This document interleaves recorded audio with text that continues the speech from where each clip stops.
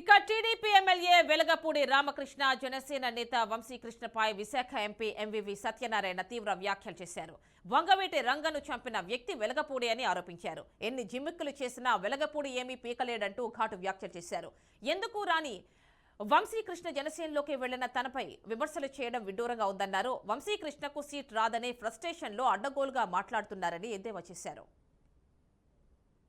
వెలగపూడి విషయానికి వస్తే అతను నా మీద ఏదో నేను భూములు కబ్జాలు చేశానని ఏదో చేశానని ఆడు గవర్నమెంట్ వచ్చిన తర్వాత ఏదో నన్ను ఏదో చేస్తానాడు.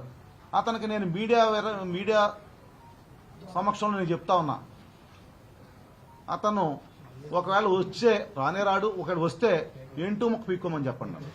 ఒక ఇంటికి బొచ్చుతో సమానం. నాకు అతనికి నేను పత్రికా ముఖంగా నేను ఛాలెంజ్ చేస్తా ఉన్నా. అతనికి కాగితాలు ఏమన్నాడు పట్టుకురమ్మనండి.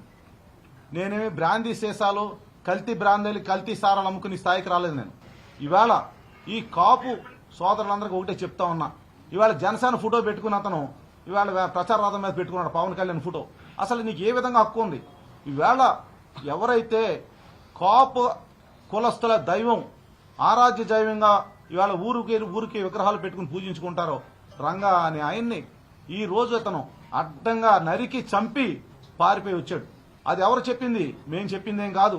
అప్పట్లో ఉన్న తెలుగుదేశం ప్రభుత్వమే ఇతన్ని ఒక ముద్దాయిగా కేసు ఇతని మీద ఫైల్ చేసింది.